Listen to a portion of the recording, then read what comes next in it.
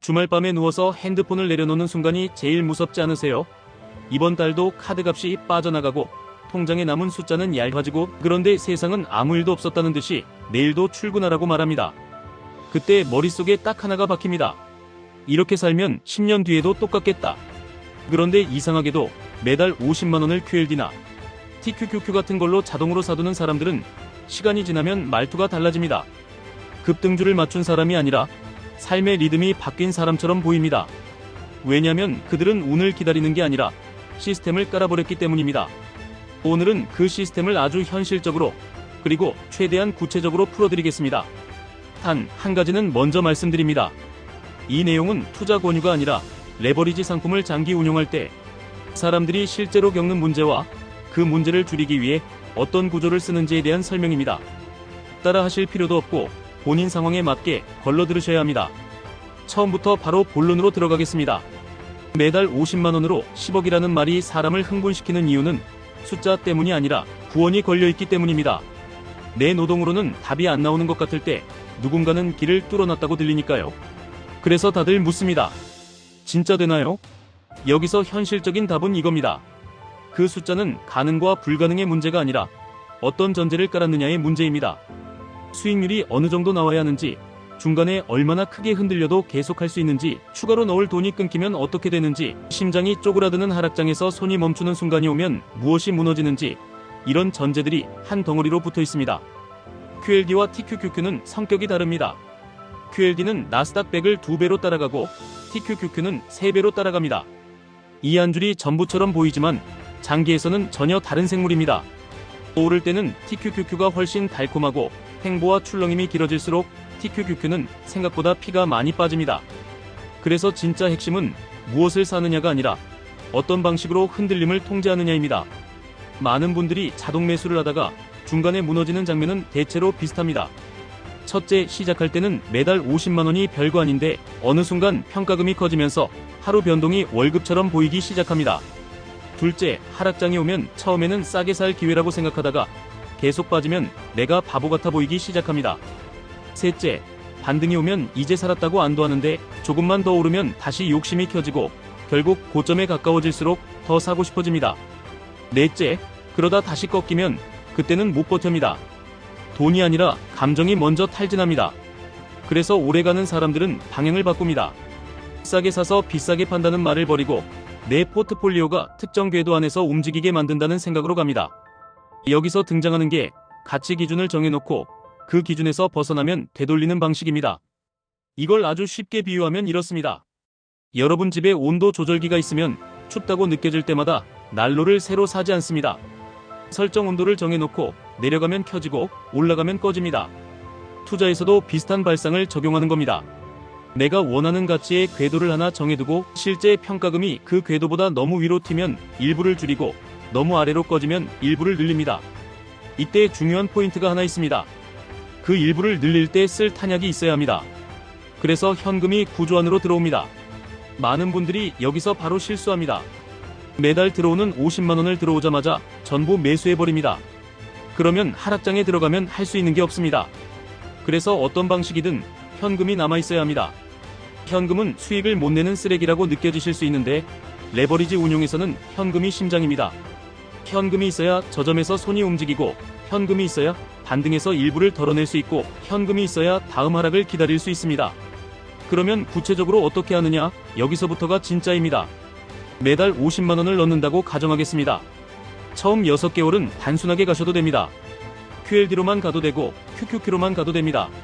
중요한 건 레버리지를 쓰기 전에 본인이 자동 매수를 6개월 이상 한 번도 끊지 않고 해본 경험을 만드는 겁니다.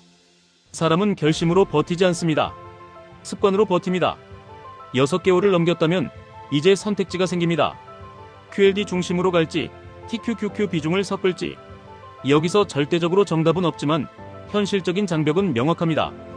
TQQQ는 위아래로 움직이는 폭이 커서 본인이 감당 가능한 변동폭을 먼저 숫자로 정해야 합니다. 예를 들어 설명드리겠습니다. 여러분이 매달 50만원을 넣고 2년이 지나서 계좌가 1200만원이 됐다고 하겠습니다. 이때 QLD 중심이면 하루에 2% 흔들릴 때 24만원 정도 흔들립니다. 그런데 TQQQ 비중이 커지면 같은 날에 3%, 4% 이상도 흔들릴 수 있고, 그러면 하루에 40만원, 50만원이 출렁입니다. 이 숫자가 내 감정의 임계점을 넘으면 시스템은 깨집니다. 그래서 비중은 수익률이 아니라 내가 밤에 잠을 자는지로 정해야 합니다. 이제 구조를 하나 잡아보겠습니다. 매달 50만원이 들어오면 그중 일부는 바로 매수하고 일부는 현금으로 둡니다. 비율은 여러 방식이 있는데 처음에는 보수적으로 잡는 게 오래갑니다. 예를 들어 매달 50만원 중 35만원은 QLD를 사고 15만원은 현금으로 둡니다.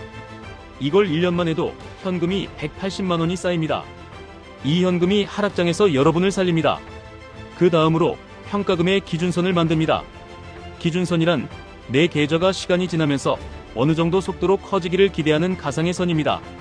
이 선이 있어야 지금이 과열인지 지금이 공포인지가 숫자로 보입니다.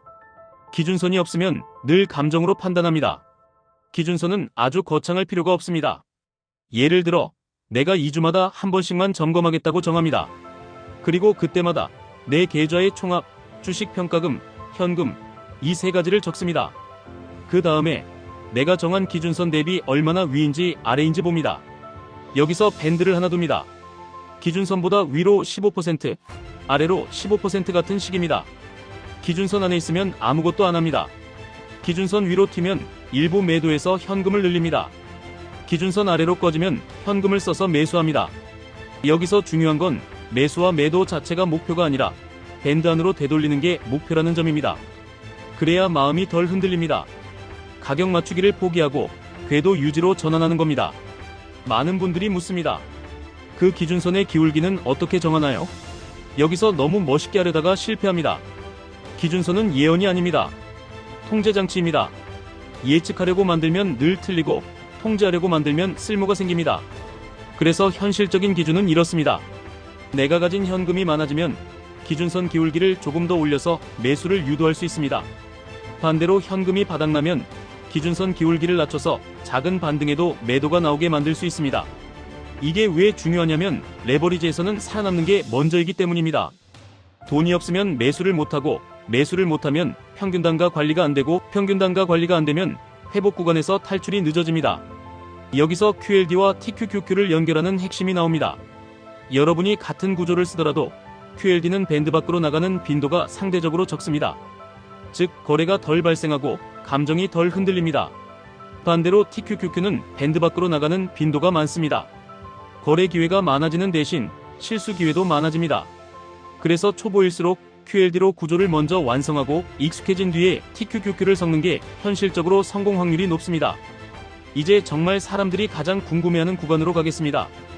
횡보장이 오면 어떡하나요? 이게 레버리지 장기 투자의 제일 아픈 지점입니다.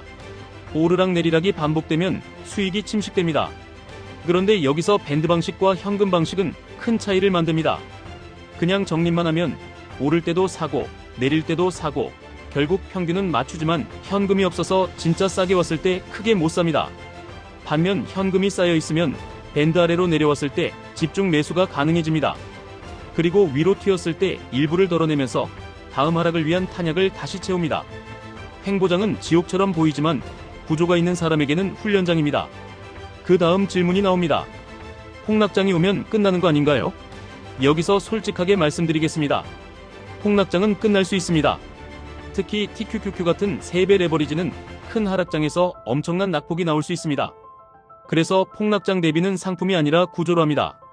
현금이 바닥나지 않게 만들고 한 번에 올인하지 않게 만들고 점검 주기를 길게 잡아서 감정이 끼어들 틈을 줄이는 겁니다. 예를 들어 여러분이 매달 50만원을 넣는데 어느 달은 병원비로 50만원을 못 넣을 수도 있습니다. 그럴 때도 시스템이 멈추지 않게 해야 합니다. 그래서 저는 월 적립금이 끊겨도 버틸 수 있는 구조가 필요하다고 말씀드립니다. 현금이 없는 구조는 적립이 끊기는 순간 무너집니다. 반대로 현금이 쌓여 있으면 적립이 끊겨도 밴드 아래에서 매수할 수 있고 밴드 위에서 매도해서 현금을 다시 만들 수 있습니다. 이 차이가 10년을 가릅니다. 그리고 또 하나 사람들이 잘 모르는 현실이 있습니다. 레버리지 상품은 비용이 있습니다. 단순 운용 수수료만이 아니라 레버리지를 만들기 위한 자금 조달 비용이 환경에 따라 달라집니다. 금리가 높아지는 시기에는 그 비용이 더 부담으로 작용할 수 있고 금리가 내려가는 시기에는 상대적으로 숨통이 트일 수 있습니다. 이 비용은 눈에 보이는 청구서로 오지 않습니다. 가격 안에 스며들어 있습니다. 그래서 장기에서는 비용을 무시할 수 없고, 그렇다고 비용 때문에 포기할 이유도 없습니다. 왜냐하면 레버리지의 본질은 추세를 먹는 도구이기 때문입니다. 추세가 강하면 비용을 덮고도 남습니다. 문제는 추세가 없을 때입니다. 그래서 다시 구조로 돌아갑니다. 추세가 없을 때 버티는 구조가 있으면 추세가 생겼을 때 수익이 터집니다.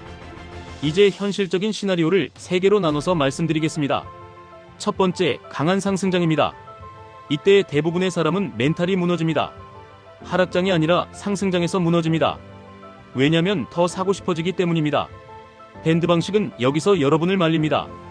기준선보다 위로 과열되면 일부를 자동으로 덜어내서 현금을 만듭니다. 그 순간에는 속이 쓰립니다. 더 오를 것 같은데 내가 판 것 같으니까요. 그런데 그 현금이 다음 조정에서 여러분을 부자로 만듭니다. 두 번째, 길고 지루한 횡보장입니다. 이때는 수익이 안 나서 무너집니다. 여기서 핵심은 점검 주기와 자동화입니다. 매일 보면 미쳐버립니다. 2주에 한 번만 보셔도 됩니다. 주말에 예약 매매를 걸고 평일에는 있는 겁니다.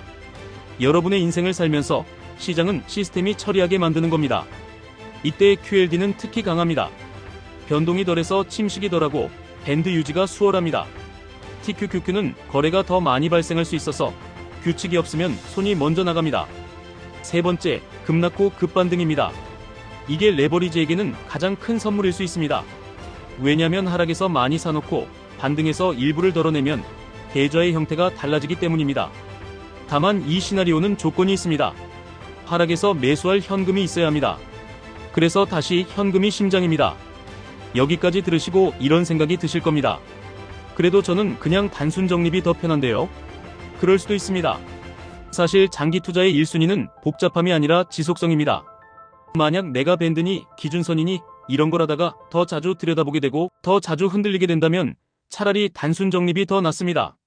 다만 레버리지 비중이 높아질수록 단순 적립만으로는 감정 관리가 어려워지는 순간이 옵니다. 그때 밴드 방식은 옵션이 아니라 안전벨트가 됩니다. 또 이런 질문이 나옵니다. 그럼 QLD만 하면 되지 왜 TQQQ를 하나요? 정답은 욕심이 아니라 목적입니다. 목적이 빠른 자산 증식이면 TQQQ 같은 도구가 주는 폭발력은 무시하기 어렵습니다. 반대로 목적이 생존과 꾸준함이면 QLD가 더 맞는 분들이 많습니다. 그래서 저는 둘을 싸움시키지 말라고 말씀드립니다. QLD는 몸통이고 TQQQ는 엔진입니다. 몸통이 약하면 엔진이 여러분을 태우고 날아가다가 추락합니다. 몸통이 튼튼하면 엔진이 여러분을 멀리 데려갑니다.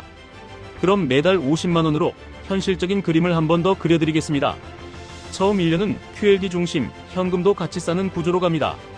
2년차부터 TQQQ를 아주 소량 섞습니다. 예를 들어 매달 50만원 중 30만원은 QLD, 10만원은 TQQQ, 10만원은 현금. 이렇게 가면 TQQQ의 변동성을 경험하되 계좌가 통째로 흔들리지는 않습니다. 그 다음에 여러분이 2년을 버텼다면 그때는 선택하실 수 있습니다. 나는 더 공격적으로 갈지 아니면 QLD 중심을 유지할지. 이 선택을 2년 뒤에 하셔야 합니다. 처음에 흥분해서 3배부터 들어가면 대부분은 시장이 아니라 본인에게 집니다. 그리고 마지막으로 진짜 중요한 말을 드리겠습니다. 10년이라는 말에 속지 마셔야 합니다. 10년은 약속이 아니라 자세입니다. 중간에 12년이 걸릴 수도 있고 15년이 걸릴 수도 있습니다. 그런데 그걸 계속하게 만드는 힘은 목표 숫자가 아니라 내가 매달 자동으로 움직이는 시스템입니다. 시스템이 있으면 시간은 내 편이 됩니다. 시스템이 없으면 시간은 나를 갉아먹습니다. 지금 이 영상을 보는 분들 중 상당수는 이미 성실합니다. 이미 열심히 살고 있습니다. 그런데 성실한 사람일수록 더 억울합니다. 왜냐면 성실함이 돈으로 바로 번역되지 않는 시대니까요. 그래서 더더욱 필요한 건 여러분의 성실함을 자산으로 번역해주는 자동 시스템입니다. QLD와 TQQQ는 그 번역기의 부품입니다. 부품을 사는 게 목표가 아닙니다. 번역기를 완성하는 게 목표입니다. 오늘부터 딱 하나만 하시면 됩니다. 매달 50만원이 들어오는 날을 정해놓고 자동으로 움직이게 만드십시오. 그리고 한 달에 한 번, 아니면 2주에 한 번만 점검하십시오. 그 외에는 잊으십시오. 여러분의 인생을 사셔야 합니다. 시장은 여러분이 밤새 지켜본다고 더 잘 오르지 않습니다. 그리고 마지막 한 줄만 남기겠습니다. 돈을 벌기 위해 잠을 줄이지 마십시오. 돈은 시스템으로 벌고 인생은 정신력으로 지키는 겁니다. QLD든 TQQQ든 그걸 버는 사람은 차트를 마친 사람이 아니라 자기 감정을 시스템 안에 가둔 사람입니다.